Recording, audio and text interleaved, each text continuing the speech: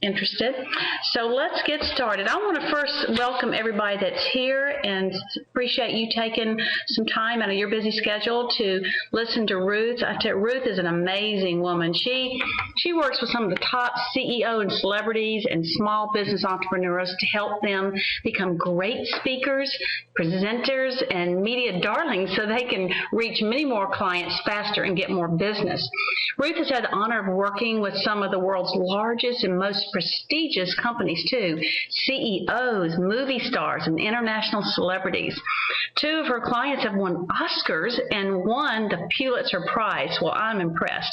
She recently worked with the cast and crew of the new Focus feature film Pariah, which opened in December, and Lionsgate's Friends with Kids, which opens March 9th. And get this, she was just tapped to the new Wes Anderson film Moonlight Kingdom, which opens in May and stars Bruce Willis, Bill Murray, and Tilda Swinton. Now that's pretty impressive. But you don't have to be famous to work with Ruth. You know, she's working with me, so that tells you right there. You can learn much more by visiting her website, ruthsherman.com. And I'm so glad to welcome Ruth Sherman, who's going to tell us all about how to fearlessly create, shoot, and upload videos that get seen and get business.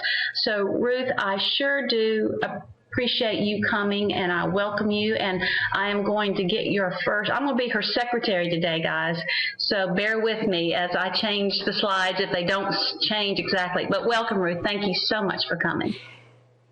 Thank you, Beverly, and welcome everybody. I was very excited to come today and talk to all of you because video is just exploding, as many of you already know, and you know, yet people are scared of it, and that's understandable. There are lots of reasons to worry about it, but I am planning to disabuse you of those reasons in our webinar today. So welcome, and Beverly, you gave me an amazing intro. Thank you so much for that. That was really well done. So I appreciate that. And regarding all of my famous clients, you know, I see them once in a blue moon, really.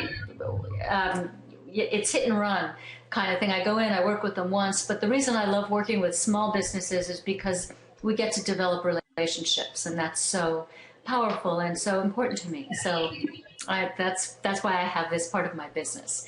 Anyway, it's fun to brag about all of my movie star clients, but it's really, this is the meat of what I do, what I'm doing today. So again, happy to be here. So Beverly, as she said, is very humble and said she was acting as my secretary. Of course, this is her webinar, and she invited me. But because of the way the webinar is working and the way we've decided to work it out, she's going to be advancing the slides. So I may have to give her a signal. You know, so should I pull on my ear or touch my nose? And we just decided, no, let's just move to the next slide. So why don't we do that, Beverly? Okay. I love this slide. So here's the thing about video. These are mind-blowing statistics. The first one is that YouTube gets 3 billion views per day. Now, I don't know about you, but that is a pretty big number to get your head around. 3 billion views per day. So I guess my feeling about it is that you really want to try to get a piece of that. And with that many views, you should be able to. You just can't ignore a statistic like that. 3 billion views per day. And I will tell you that I was doing what I termed a master class. I did a master class in New York City back in June of last year in 2011. And at that time, we used the figure 2 billion. Well, by November, it was 3 billion. I don't know what it is now. The last time I was on YouTube's website was last month, and they were still bragging about the 3 billion. I think that's enough to brag about. But, you know, it is just exploding. I mean, I think that's what the number tells us, is that video is just exploding. And if you don't get on with it, if you don't get on the video bandwagon, you're going to get left behind. So that's what that number tells us. The second statistic I think on this page that is so fascinating is that by 2015, according to Cisco, there's the big company Cisco, by 2015, 90% of online traffic will be video traffic. Now, what that means, to me at least, is that we've got some time. We've got some time to get ourselves up and running with video, but this is this is the holy grail right now and no disrespect intended with the use of that phrase, but this is the big goal of most marketers at this stage of the game, is getting video going. It is certainly huge in technology, creating enough bandwidth so that video delivers smoothly, that streams smoothly. So, but right now is the time when we can all do it. We can all use video, and we can use it for free, and we can use it in these webinar platforms like TalkFusion, which is a wonderful platform to deliver videos and webinars like this one, and so many other ways to use video to connect with your clients and prospects, really get in front of a bigger audience than you ever thought possible. So these statistics should really move you, and if they don't, go on YouTube's website or go behind the scenes, go ask TalkFusion, see what's going on, because it's unbelievable. So we're going to share with you today some of my very favorite video charisma secrets. And my very first secret is this: everyone hates seeing themselves on video, even my Oscar-winning celebrity clients, but you get used to it. Okay, so here's where it gets really interesting. I'm going to toggle back and forth between my notes and the camera lens because I want to give you the full impact of what I have to tell you today. When we talk about going on camera, one of the things that stops people is that they hate the way they look. They just can't get past that. They think that they look terrible. They think that if they show themselves on camera, people will suddenly be repulsed. This is universal. I have never met a person who does not have that kind of feeling, including me, including some of the most quote-unquote beautiful people in the world give me a hard time when I'm going in and working with them. They always say, I don't want to see myself on camera. And what I always tell them is that it's the best way to learn about the way you look, about your behaviors, but you also get used to it. Many of them don't even go see their own movies. That's how much they hate the way they look. And that's really unfortunate when you think about it, because there's so much you can learn about your performance. So the trick is that you get used to it, but you only get used to it if you do it. You can't get used to it if you don't do it. Now, here's the thing. People say to me, but I look in the mirror and it's all fine. I look fine. I get up in the morning, I get dressed, I put on some makeup if you're a woman. Maybe if you're a man too, but put on some makeup, comb my hair. I look good. I'm ready to go out to my client or my customer. And then you see yourself on video and it's like, oh my gosh, is that me? That can't be me. Kind of like it was when you first heard your speaking voice. Remember those days when you first heard your speaking voice played back? You thought, that cannot be me, but of course it is you. It was you. And it's the way other people hear you. And video is the way other people see you. Now, what happens when we see ourselves in the mirror is that we're used to it. We've been looking at ourselves in the mirror since pretty much the day we were born, when our mothers put that mirror in our cribs, and we learned, our eyes and our brain learned to correct for all of our facial flaws and asymmetries, and our faces are flawed and asymmetrical. So if you think about how many of you have probably had the experience where you've seen in a magazine where there's a public figure, a headshot, a face of a celebrity or a public figure, and somebody has done a mirror image. So that person's face is a mirror, one side of that person's face is a mirror image of the other side. And suddenly that person does not look like him or herself anymore. And it is the same with us. Our faces are not symmetrical. And so we home in on all of the flaws and the asymmetries. So you have to shoot video but more importantly, and this is the operative word, you have to play it back to and watch yourself, to start getting used to it, just like you got used to looking at yourself in the mirror. Again, you don't get used to it unless you do it. So that is my very first celebrity video charisma secret. And we're going to try number 2 now. Yeah, sorry. It's coming. Oh. Yeah, I don't have my glasses. Sorry. I don't have my glasses on. That's the problem. Hold on just a minute. Sorry. Oh, sure. No problem. Not a problem at all, Beverly. Take your time. I'm good. I'm not going anywhere. Technology is always a double-edged sword. There are always things that, like the bandwidth problem that we were talking about earlier. Okay, secret number 2. When the director calls action, it's showtime. So what does this mean? This means that we really have to ramp up our physical and our vocal presence, because these are the things, these are the nonverbal codes of communication that give our words meaning. They help us display our passion and our confidence, and they make us believable. Excuse me, I was in Los Angeles last month. It's the middle of awards season. The Oscars were just this past Sunday, as you know, and I was working with a notoriously shy director who has to go to these awards programs and walk the red carpet. So she walks out on the red carpet and she's very shy. Her eyes are cast down and she makes herself small, and she gives a little wave, and she has a very shy smile, and she stands there. I can't demonstrate my feet, but she stands on the red carpet while the photographers are snapping their pictures, and her toes are pointed in toward each other. And she looks like she doesn't want to be there. Like that's the last place she wants to be, and it probably is. In fact, I know it is. But these are the kinds of things that she has to do to get attention, to stay in the public eye, because as you know, it's better to get some notice than no notice in every business. So not most certainly in hers.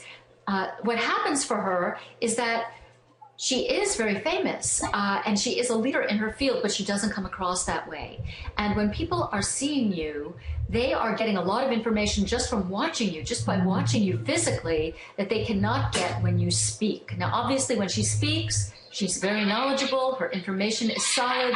She's a total expert in her field, as are, I'm sure, many of you. But if you behave in a way that contradicts the words that you say, when I say contradicts, that means you act in a way that makes you look not confident about what you're saying, then people are going to believe the way you look and sound and not what you say. And this is an old research item that continues to be shown, continues to be proven true.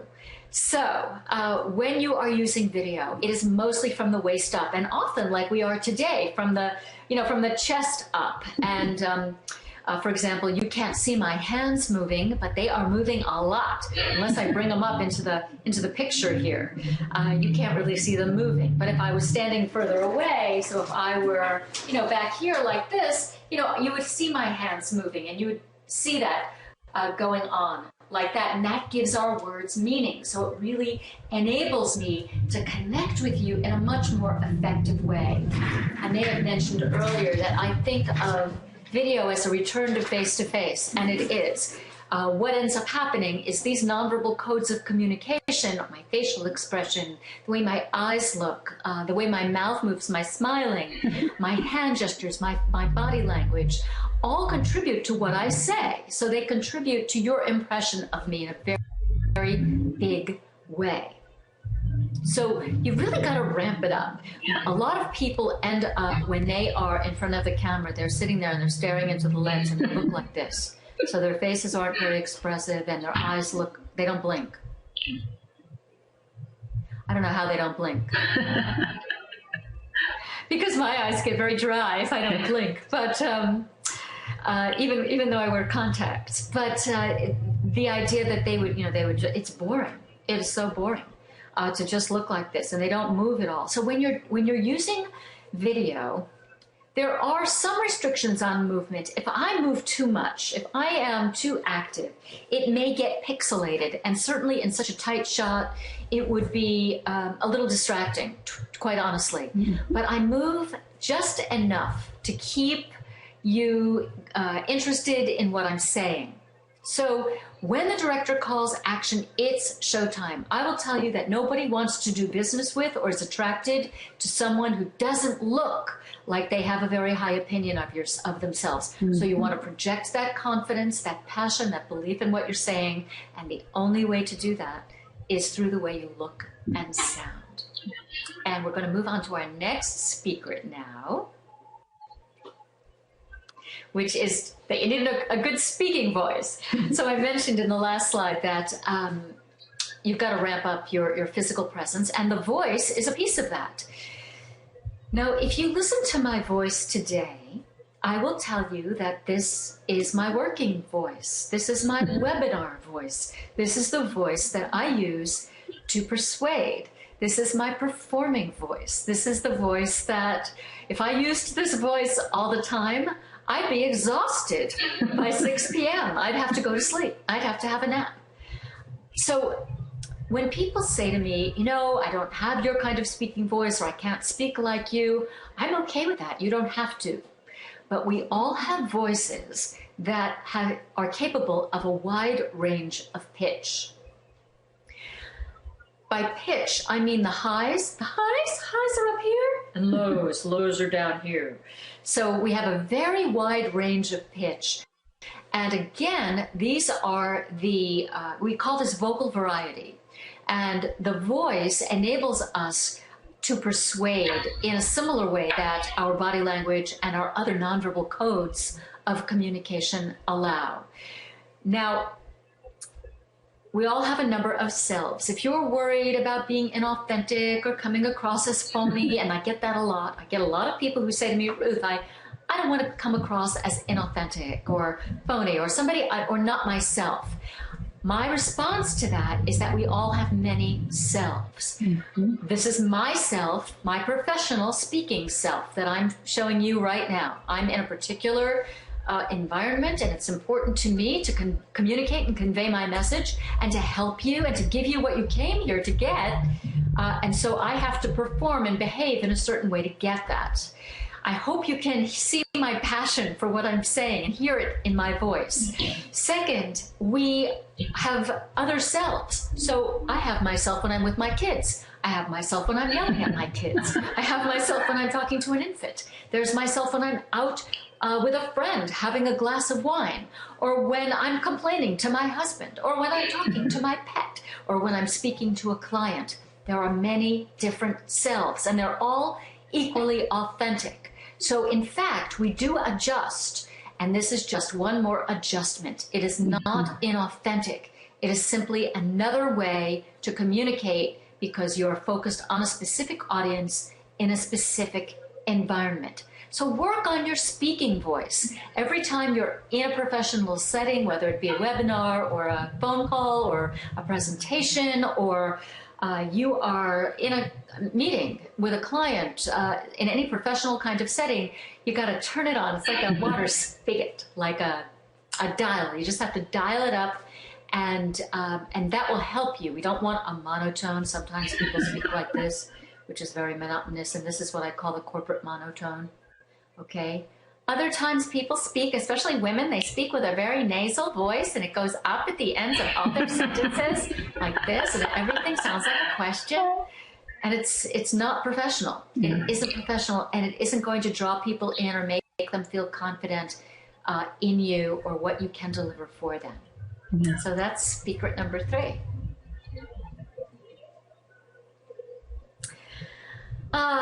Yes, so it's a whole new world out there. Secret number 4 is you have to look good. Now, what do I mean by that? Well, you know, I cleaned up for our webinar today.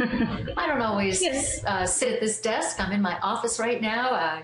You know, I'm often sitting here in my sweats with no makeup. My hair's a mess, and I don't have to be on camera. I don't have to be talking to my clients. I don't have to, I don't have to be face to face with them, which is what video really is. But, you know, it's important to me to connect with you. And so I combed my hair and I put on a very simple shirt, a very simple gray sweater. And to add a little color, I have a blue enamel necklace. I also put on a little bit of makeup. When I'm wearing a street makeup, I'm wearing mascara. I have lipstick because I cannot take the garbage out without lipstick on. I'm sorry to tell you all. But just a little bit of makeup. I'm heading out right after this. I have to actually I have to head into New York to go see that Wes Anderson film. I have to go to a screening of it because I have to know what the movie's about so that I can work with the people I have to work with. But, you know, you have to look good. So how do you look good? Well, think of it as a job interview or a client meeting. You are going to a job interview, you're going to a client meeting. Think about who your target audience is and then dress accordingly. You want to, again, make an impression so that everything is consistent. It all works together. Dress and adornment, which a professor of mine, when I was in grad school, my professor of nonverbal communication said, he characterized dress and adornment, all the choices that we make, as everything you weren't born wearing. So hairstyle, accessories, certainly the clothing that you choose. With regard to clothing, what you want to do is you want to choose colors that pop against your background. So oftentimes I'll wear something in turquoise or pink. They go with my skin and with my background, which, as you can see, is neutral. I have a neutral palette in the background. It's wood, it's beige walls. It's pretty boring. So another thing that I do that I love to do that anybody can do is, and I forgot to put hairspray on my bangs today, which is falling in my face, and I keep having to push them out of my face, so I apologize for that.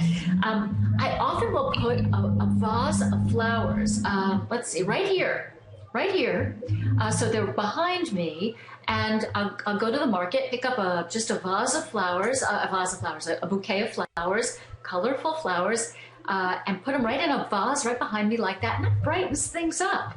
Another thing that you can do is you can wear the right necklace, the right scarf. If you're a woman, with a guy, you want solid colors, generally speaking. I know ties are really out now.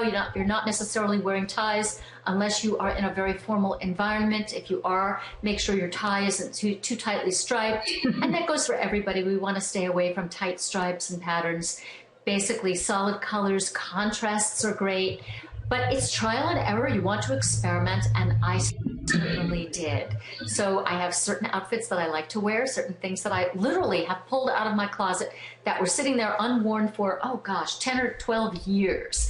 But because they pop on camera, they work. Now, I wouldn't necessarily wear these things out in public because everybody would see they've got they're moth-eaten or whatever it is that's wrong with them. But they are suitable from, a from here up headshot, from here up video.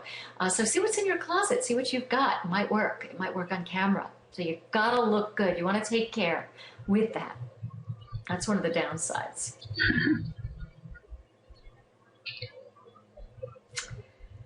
Yeah, okay, so this is a very fun one, and I have a great story around this. When I first shot video, I guess it was about over 2 years ago now, about 2 years ago, I shot my video from my webcam, and I bucked up and I broadcast it to my network. I uploaded it to YouTube, which at the time was where you uploaded your videos, and I broadcast it right out to my network, and I got some very kind but difficult to hear feedback, including one from a professional in the film production business who said, "You look like you're reading and your bookshelves are sagging in the background." I had these sagging bookshelves, and indeed he was right. I was reading, and my bookshelves were indeed sagging. They were like, they had all these heavy books on them, so they were really, yeah. Anyway, oh darn, let's see, come back here. Sorry, my computer monitor just went to sleep. Haven't done that in a while. But anyway, just didn't want to lose y'all. So I felt bad about that, and I thought, because I want everybody to like me, and I don't like criticism. It's a personality flaw. So I went and I figured I would go either not do video again, or I would go cry to my good friend Donna, who I'd known for 30 years and who had become a very well-known Hollywood publicist. I knew her way back when we were secretaries back in New York City. But first of all, she says, in her inimitable fashion, she scolded me, and she said, first of all, Ruthie, he was right about the reading. And second of all, you should be glad he didn't say anything else was sagging. And I thought, oh my gosh, you're so right. You're so right. You know, your background needs to be consistent with your brand. And by that, I mean, and mine wasn't. You know, there I was presenting myself as an expert, presenting myself as a highly paid expert, somebody who works with movie stars, who works with top CEOs all over the world. All of that was true, but my background told another story. My background said this woman doesn't have somebody to clean up after her. It said she doesn't spend the money on her environment. You know, it looks like her technology is old-fashioned. It told them a whole other story. This is what I mean about it contradicting what I was telling them, contradicting what I said, and how distracting that can be. So, as I said a moment ago, you want your background to be consistent, but you know, getting those bouquet of flowers. And by the way, men can use flowers too. I don't see any gender, I think that is gender neutral. So if you're a guy and you are interested in putting some flowers in there, get some stems. Maybe it doesn't have to be a bouquet of roses, but maybe some very, and I like this for women too, very sophisticated looking stems. I love birds of paradise, other types of exotic flowers. You can even get silk flowers. They make them so beautifully now. And just have them there to pull into your picture. Another background, most of us work from our home offices. I do. This is an office that I have in my home. Is to position yourself with a stack of books. So what you're seeing in my bookshelves here are many books that I've actually positioned in a particular way. I've staged it. You don't see what my floor looks like. You would not want to see what my floor looks like. You would not want to see how messy my desk is. I have this camera angled a particular way so that you can only see certain things. You know, you can kind of see my diploma. I kind of want you to see that. You can't read it, but it's there. It could say, you know, from the XYZ online school. You would never know. But there it is. I have it in my background. So a stack of books, and I've got a little photo of my kids when they were really young. They're actually grown now. Yeah, so you can stage your background. The key is making it consistent with your brand. You know, I love your background, Beverly. The screen in the background is lovely. Thank you. And you can pick, yeah, you're welcome. You're welcome. You can pick those up anywhere. They're terrific backgrounds to have, and consistent and elegant looking. So, you know, try that. All right, so we're going to move on to secret number 6. Oh, I've got some special offers for you. I keep forgetting I threw these in here. I want to invite you, if you're on here today, and if you listen to if you're not on, even if you're listening to the recording, I would like to offer you a complimentary video charisma audit.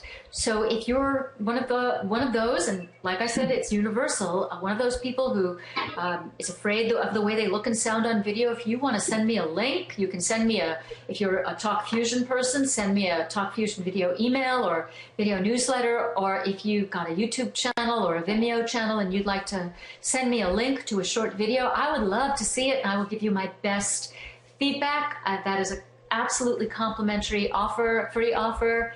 Happy to do that with you. And my second, number 2 on this page is, this is not a special offer for you because it is on my page for anybody who signs in. And if you go to ruthsherman.com or videocharisma.com, you're going to see some boxes. If you put your name and your email in there, you'll be opting into my list. Full disclosure, you'd be opting into my list to be on my list for notifications of programs and so forth. But you'll also get to download a free PDF of my Video Charisma Secrets, which is exactly what I'm sharing with you today only a little more comprehensive. It's a very comprehensive PDF, and so I hope you'll do that. By the way, also on the videocharisma.com site are some MP3 downloads that you can download for free. Also, they were calls, Video Charisma Parts 1 and 2. They were free calls that I was offering in advance of my webinar series, which just finished. We just finished offering that, so that is not available anymore. However, the MP3s are there for you to download and listen to, and I invite you to go there and listen to them. And you don't have to even sign up for that. But please do go look into that. Oh, and I am so excited to offer this, and we're going to get back to the secrets in just a moment. I am doing my very first live program, and when I say my very first, I've done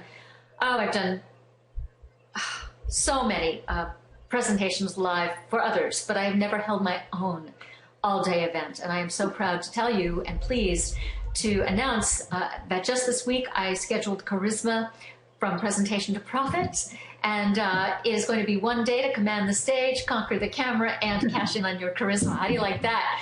For all those C's in there, a lot of work went into that level of alliteration. But it is on May 11th, 2012. It is going to be in the New York metro area. I'm not sure yet whether it will be in New York or in Stamford, Connecticut, which is a suburb, which is the area that I live in. And more details will be coming. It is $97. It is, you can bring a friend as part of that ticket. So if you want to know more, you'll have to get on my list. Again, you can do that by signing up at either of my venues. I would love to have you all there. We'll be talking a lot about this kind of stuff, only we're going to have an entire day to do that. I can only give you just a little tiny taste of it in a webinar of this length, but in a day like that, we can get so much more done. You'll learn so much about on-stage and on-camera technique. So if you're interested and want to, I don't have the page up yet. You can't even register it yet, but if you're interested, send me an email, ruth@ruthsherman.com. I'd be happy to put you on the list of first notifications and get you registered, because it will be limited.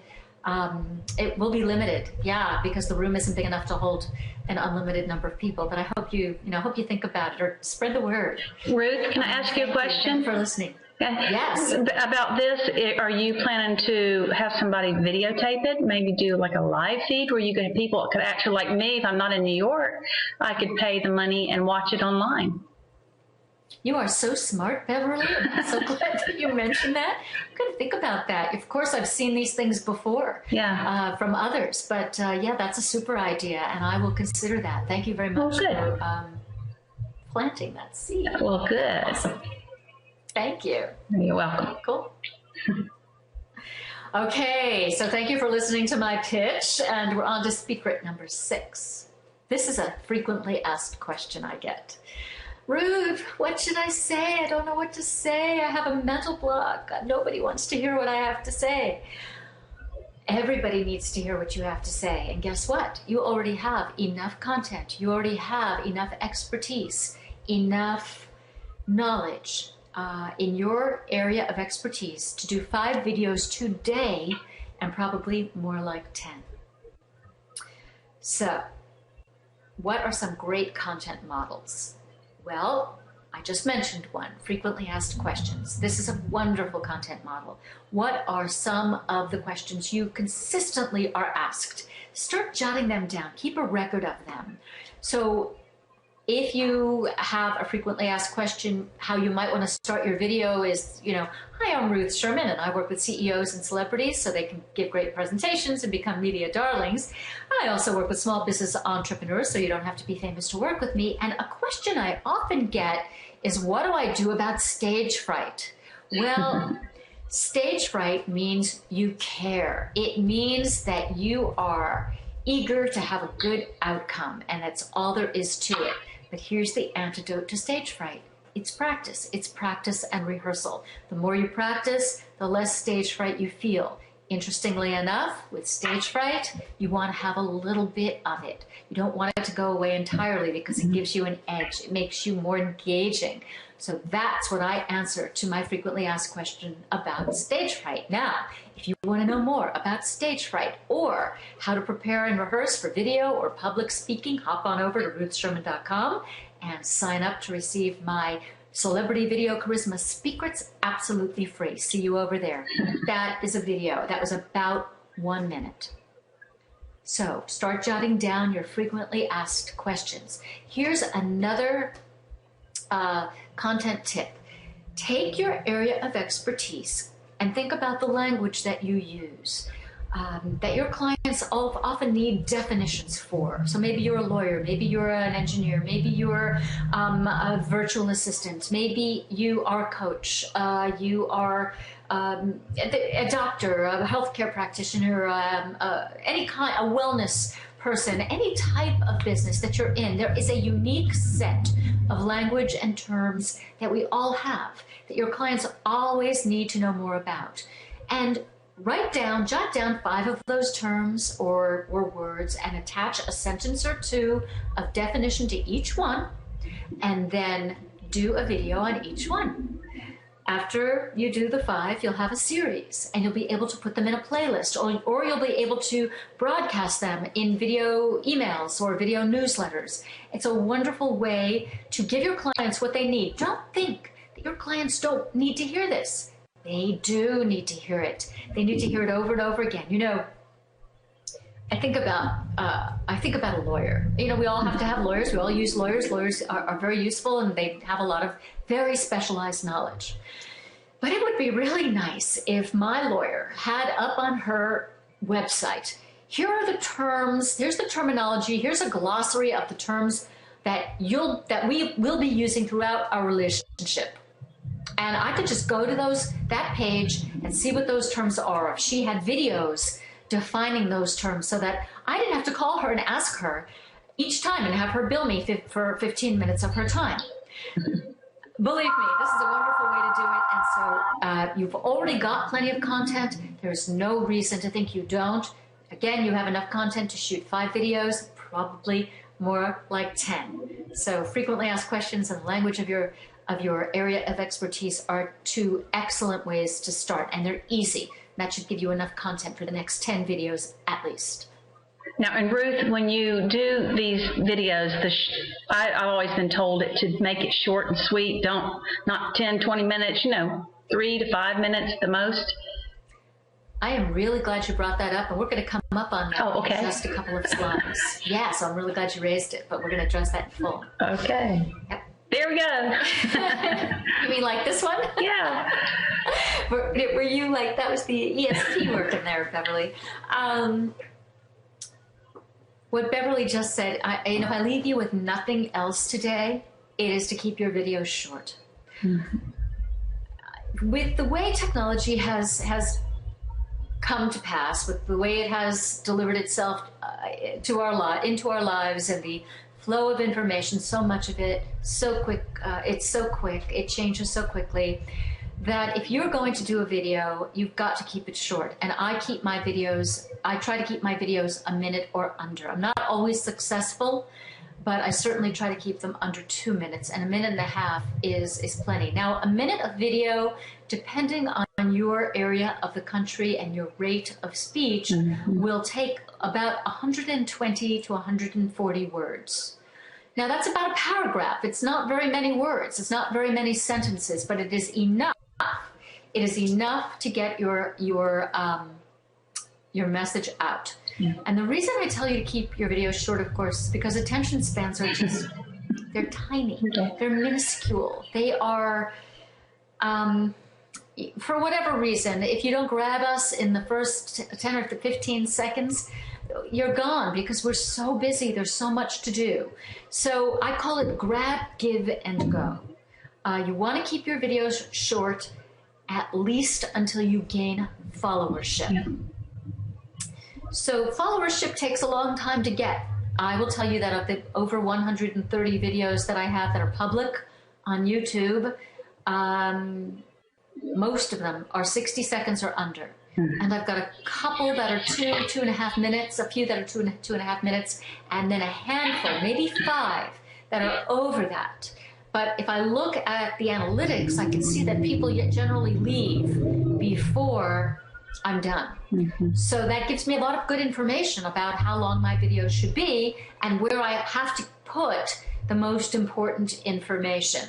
You want to grab people's attention, tell them what they're going to get, tell them if they stick with you for the next 10, 15, 30 seconds that they're going to get it, and then get the heck out of there. All right, say goodbye, and send them somewhere else. Send them to your website, send them to another place where they can connect with you offline or off a video. Keep your videos short. So we're going to move on to the next one now. Okay, get a YouTube channel. Now, YouTube is the big kid on the block, by far. It's the giant on the block. YouTube is growing. Google purchased it a couple of years ago, as everyone knows, and Google is growing it like crazy. YouTube is trying to be the place, the only place where we go for our video entertainment. It's not quite there yet. It's going to take some more time, but it is going to happen. So if you don't have a YouTube channel now, make sure you get one when we're done with this webinar. Go right over there and sign up for a YouTube account. The reason that I urge you to do that is because you might find your name, for example, if that's what you want to use, that you might find it's already taken by someone else because there are many users on YouTube already. So you'll have to experiment with that. You might have to put a dot between your name, your first and last name, or reverse them, or put a dash or an underscore. You'll see. Or you might have a brand that you'd prefer to use as your YouTube channel. But you want to have a YouTube channel because YouTube is the second most important search engine. And that is after Google. So YouTube is the second most important search engine. If you want to be found, you have to have content up there. And by the way, speaking of content, even if you have no videos uploaded to YouTube, or if you have no videos uploaded to your YouTube channel, get a video uploaded. You don't have to make it public. You can keep it private so nobody can find it or see it.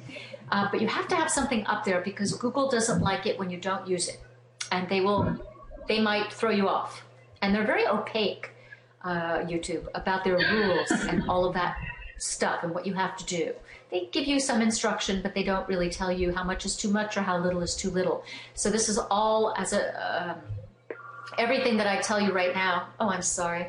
This phone is ringing. It's okay. Everything that I'm telling you right now is about how to have a YouTube channel and to start getting seen and getting the business that we talked about in the title. YouTube, as I said, video, very powerful search engine wise. If you put the right content into your videos with YouTube, you have the option of adding content. You should add content, descriptions of your videos. If you put the right text in there, that combined with your videos is the most powerful of all for search engine optimization. So get a YouTube channel, make that happen if you don't have one already.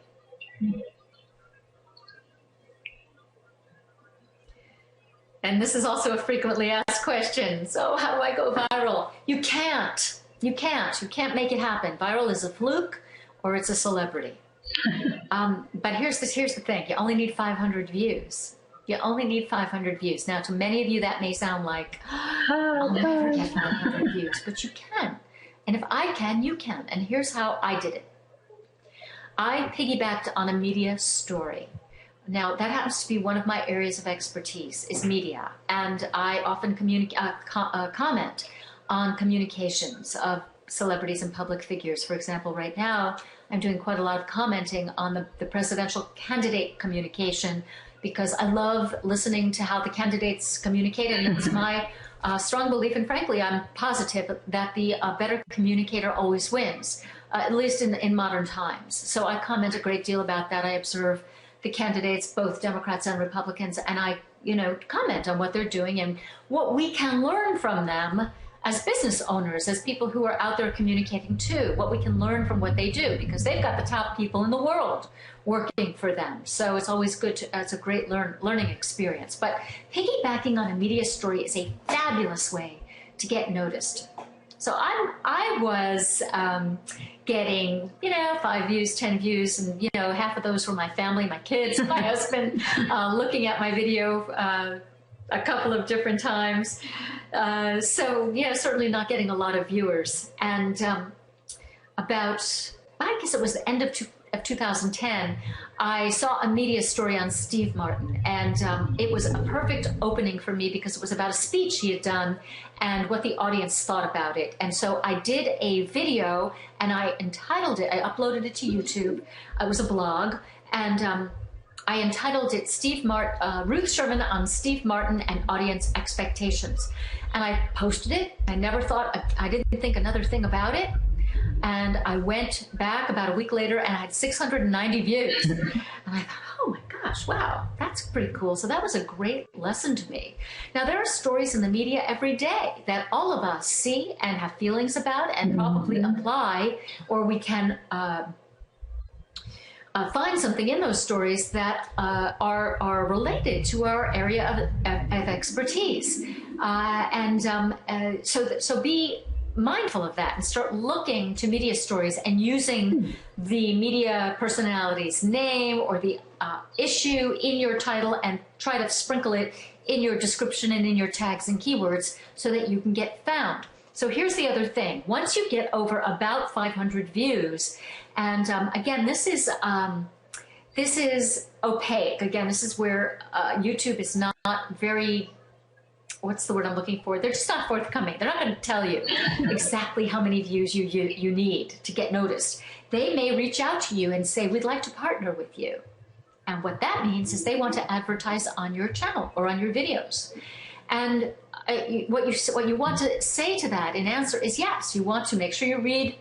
They have a whole big disclaimer and legal thing that you've got to sign, and you've got to make sure you read it. And I'm not a lawyer, and so don't take my advice, but make sure you read, and if necessary, put it by your lawyer.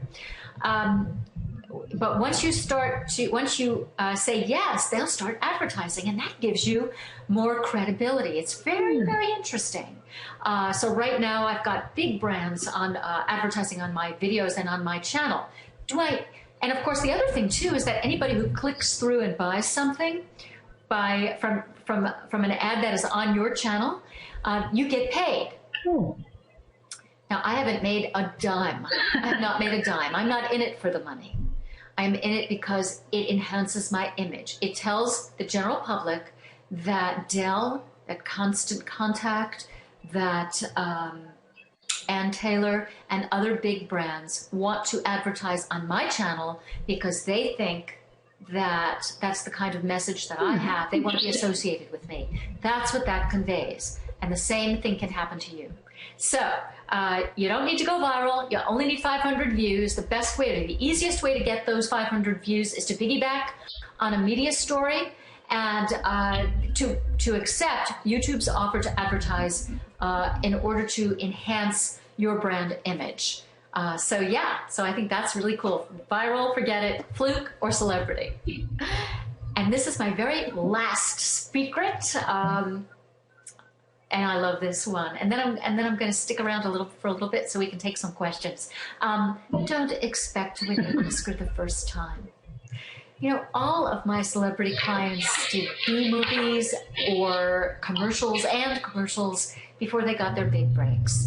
The fact is that people do not connect with others who look perfect and who never stumble over a single word. They are looking to connect with somebody who's more like they are, people like us. People who don't look perfect, maybe, or don't, have the perfect background, but who are authentic, who get up every day and try and work hard for themselves, for their families, for their clients, and try to make an impact in the world.